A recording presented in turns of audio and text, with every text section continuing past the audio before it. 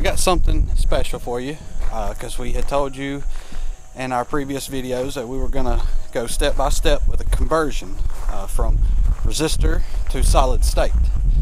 And I gave you a little sneak peek of the golf cart last time. Today I'm going to show you what you're going to need to convert this golf cart over with parts to start the first video, because this does take some time to make sure you get it all laid out properly and everything. But let's get started with what we got going in the golf cart to convert it over.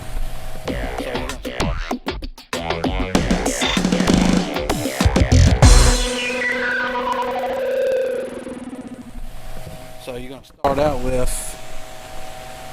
getting your wiring harness, the solenoid, and your wiring harness does come, especially when you get the right one, the right people to get you what you need, but it comes tagged with everything where everything goes.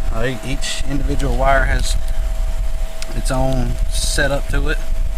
You can see that one says key switch, tow run switch, and that's the best part about this, is it converts it over to being able to have a tow run switch. But here is your wiring harness from the controller to your throttle sensor. This will look like the old school style throttle sensor, but it is updated to be able to run the new stuff.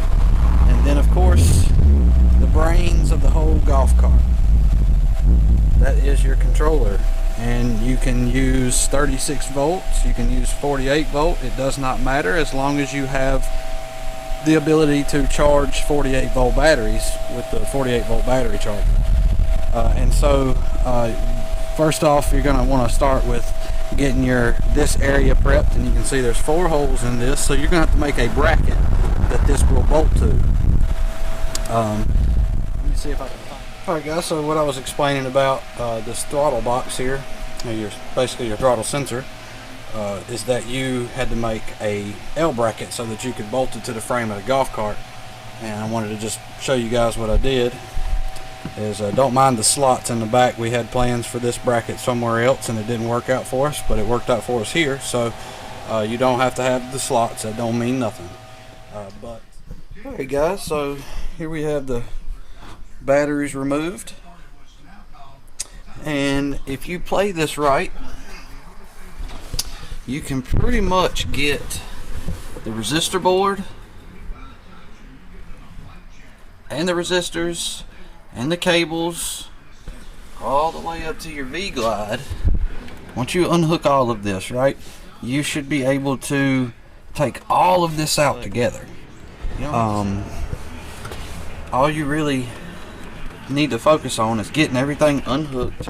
You got your wires for your solenoid from your V-Glide, then you have it from the reverse buzzer, you have it from the F&R switch, and these are all things that you can unplug into, because you're taking all of this out. Okay, there's no need to really be concerned about anything in here, because you're replacing it back with a new wiring harness and all that good stuff. So to get the linkage off, it's a little outer casing that is spring loaded here that you just slide back. Like I said, you may have to soak it in PBs and let it soak for a little while, because when it gets rusted, it gets kind of stuck on there. But do whatever you got to do to get it to break loose. It will come loose and it'll start operating properly again. But once you slide this back, it pops off of the ball there, comes right off.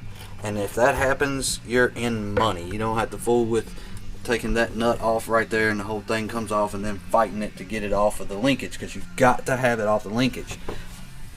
And another thing is this little ball there, you're going to have to remove that off of that piece that moves the brush, because you're going to need to put it on your throttle sensor over here on its little bracket with the holes in it, and we'll get to that. Okay, so now that I have the couple of little nuts that are on the bottom of those button head bolts that holds this V-Glide to the body, we need to remove this red wire, which comes up and hooks to the bottom of the forward and reverse switch here. Okay, and then you have a green wire to the solenoid. Got to get those two off. At this point, because you're not having to reuse this right here, you can just cut those wires if you want to. You know, I mean, this is totally up to you how you do it. This is just what I'm doing right now because I know I don't have to reuse any of this. So I'm just going to cut these wires and get them out of the way. Alright, now that once you've got these wires out of your way, this red and green wire, and they may be different colors than what I have right here. This is just the way this cart's set up with these colors. But now that that's out of the way, you can give the V-Glide a little shake and pull. It'll come right out the way, but you still need to remove the power wire from the solenoid that comes over to the V-Glide, goes all the way across and hooks to this side over here of the solenoid, and then the white wire from the F&R switch comes to the other side. So we need to remove those. It's just as simple as just bolting that up or unbolting these, pull them off out of the way, and then you can move back here to get your resistor board and coils off. I'm going to do that now.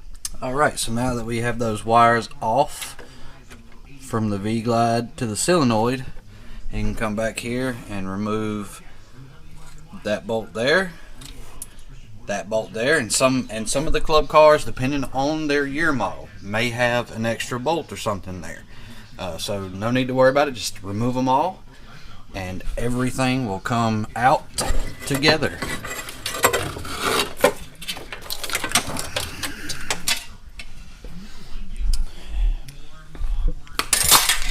And there it is. Now, that's out of your way, that's completed. My next step is going to be to go ahead and move on to getting the solenoid out of the way, which you have already taken your big cables off and cut the small ones out of your way, or just remove them completely. The only thing that you have left now is the yellow wire that comes from the micro switch on the F&R switch, and that's as simple as getting that out of your way like that. And then you should have two bolts, one on that side and one on this side. Now this remove like your smaller wire, like key switch wire, all that good stuff from the F&R switch itself, and then we are going to just take all the necessary bolts out of the F&R switch, which is done from the front side. You can do it with those Phillips head screws, but we are going to go ahead and cut those wires back there real quick. This wire here, which is for your battery pack ground, you can just pull that out the way. It's not necessary. Continue on with these three here.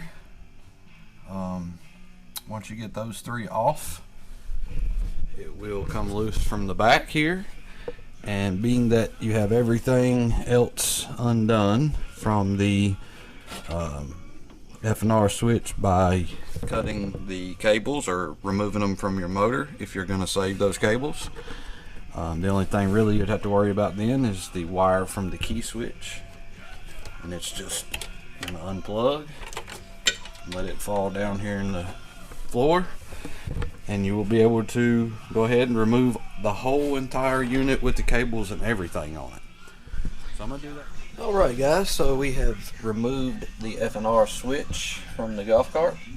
Pretty doggone simple. And like I said, you can do this with all the cables still attached to it. It's not hard at all to get them out of the way and get the F&R switch out of your way. And at this point, we can move on to the next step, which is going to be removing the motor. Okay, now we have the motor removed. You can see there's the input shaft for the motor, and you want to be sure that you clean that out. Doesn't have to be like crazy perfect, and I guess really you just kind of want to focus on any crud that's maybe laying down in the bottom of it, and then yeah, your next step after getting the motor off is going to be to get in behind the key, get those wires off the key switch. I have went ahead and installed the motor only because it's such a pain in the butt to do. So this is what it'll look like, and this is a factory Club Car motor. This is the wiring harness that you will use when you do a conversion. So I'm going to go in a little depth here for you. They designed this to where you have the forward and reverse switch, which has been turned into a toggle switch, on the dash. Super simple. I love how they have this set up because it's as easy as popping it up on the dash, reaching up, flipping it in forward and reverse. I love how they set this up. They do also incorporate wires for a battery gauge. You just have to strip and put the terminals on it and hook it to your gauge. And then they also tell you, every single one of these wires has a tag on it to tell you what to do and where to put it. It's straightforward as it can be. They put the terminal ends on it for you and everything. I mentioned beforehand, it has a tow run switch, and obviously you can put this under the seat of the golf cart in the battery compartment.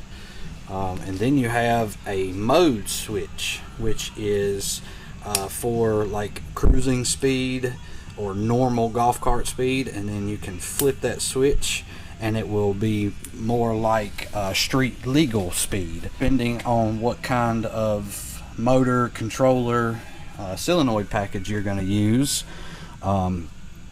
You can get a lot more out of these golf carts, speed wise, torque wise. This is the kit that you want to get for that. They also incorporate all the plugs that you need that will plug into your controller. They give you your coil setup, straightforward, already assembled. It's basically a plug and play system, pretty much. And then they give you the tags to tell you where to put everything. And then, like I said, they incorporate these Packard plugs to plug into the controller.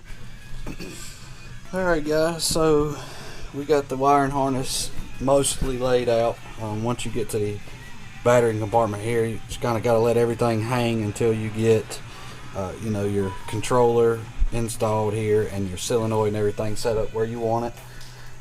But running it under the golf cart, out through the dash panel here, which I have laying here. Make sure. Okay guys, so there's the controller mounted up. So now you can run your wiring harness up to it. You don't necessarily have to plug it in. I just got it kind of sitting here, the plug sitting in the controller, and that's just so that I can get everything routed. This is your mode switch that will need to come up front, which I'm going to put it pretty much back in the place of where the old F&R switch is, so it's pretty simple to just reach down and flip the switch to your speed. And then I'm going to put the tow run switch on that little brace right there so that you can just easily reach it, flip the seat up, reach under there and cut it off or cut it on. I'm going to mount the solenoid on this side just to kind of keep it away from all the wires and stuff, which is already on. You have to put that little throttle rod connection there on your new throttle sensor. Pretty easy to do. You may have to drill the hole a little bit bigger, because some carts have a bigger diameter thread pattern or thread shank rather. And it's not really that big of a deal, pretty easy to do, but once you get that hole a little bigger, it goes right in. You can use the original one, you don't have to get anything special for it, and then you can go ahead and mount it to the golf cart chassis, and then you'll be ready to hook it all up. You can use vice grips just to kind of clamp it in place until you can get your screws put in. Dead stop until you push the gas pedal, and then that's when it will move. So just take note of that. And alright guys, so moving right along, one reason why I didn't completely attach the controller setup that I have going on is because you need to have room to be able to drill holes in your braces here. One side is for your toe run, and I believe it was a 1/2-inch drill bit that I used to get a hole big enough to be able to attach the switch to.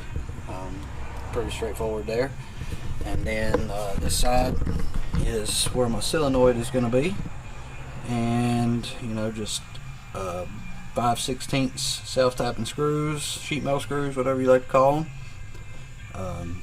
Just zip them into this side of the bracket, and this is on the passenger side of the golf cart, and the toe run switch is on the driver's side of the golf cart.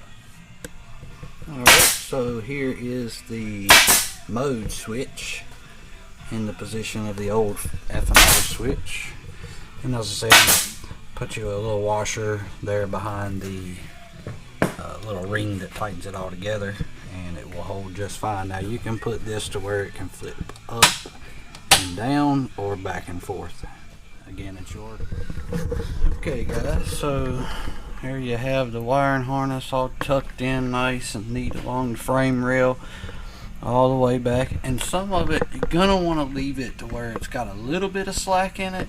I mean, not enough to where it's like, you know, just dangling below the cart at any means, but you want to leave a little slack in it just so that you have room for the cart to flex and move when it moves across the ground and when the suspension is operating, so that way you don't pull it out of its, you know, wiring harness here at the plug in the controller. Or alright guys, so now that we have moved up to the front of the golf cart, the wiring harness comes in from behind the dash, comes in, and then you have, like I said, your pre-tagged wires for your key switch. All you have to do is just put them back to the back of the key switch, and then once you're ready to install the forward and reverse switch, basically all you got to do is just figure out where you want it to go on your dash panel here. This is your speed sensor wire, and you're gonna have to find the proper plug that plugs into the speed sensor harness from the motor.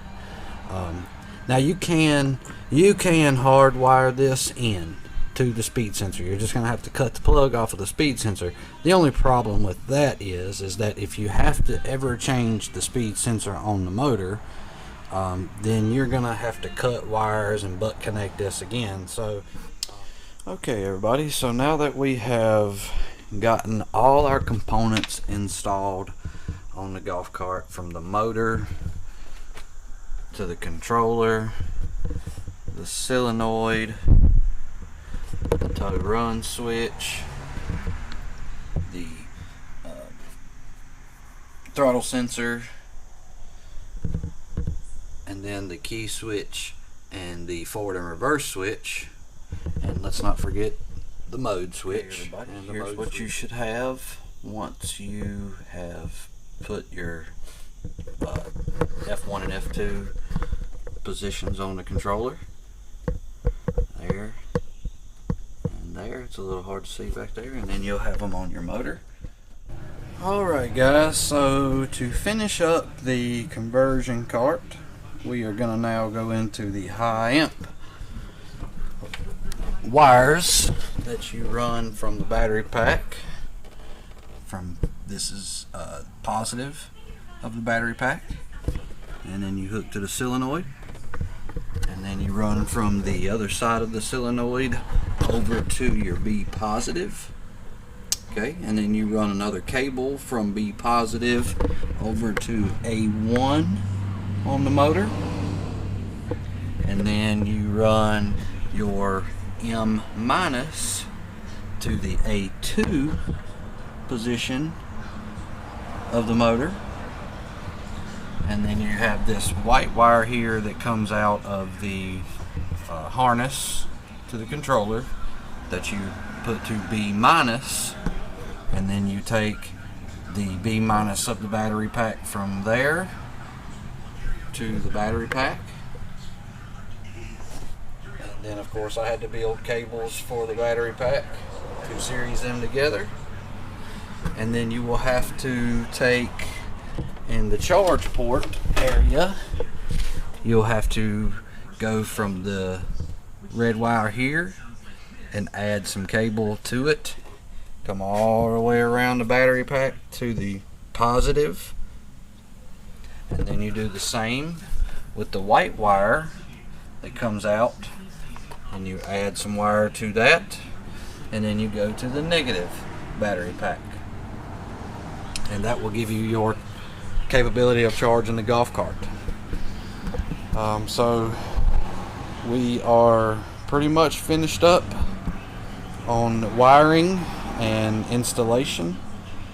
Next will be to give the cart a ride and shake down the controller parameters and all that good stuff. You may have to hook into the controller and adjust some of the throttle settings just so that you can get 100% throttle, and make sure it's getting 0% when you're off the pedal, and all that good stuff. But pretty much a plug and play, and hop on and take for a spin. Alright guys, so here is the conversion cart. Moving on.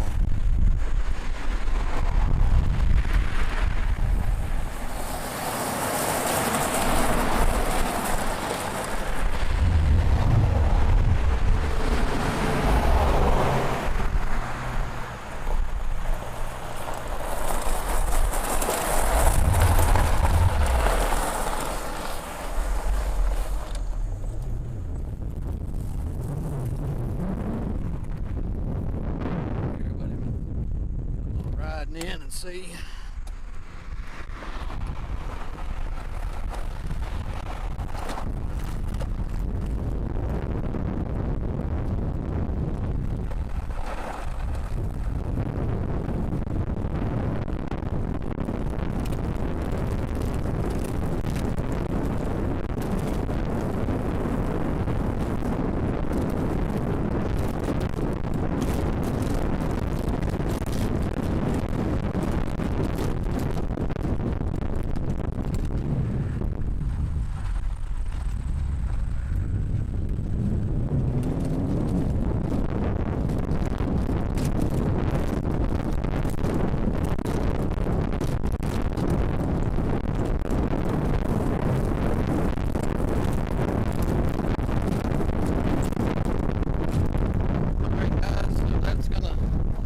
That's gonna take care of our version video for you.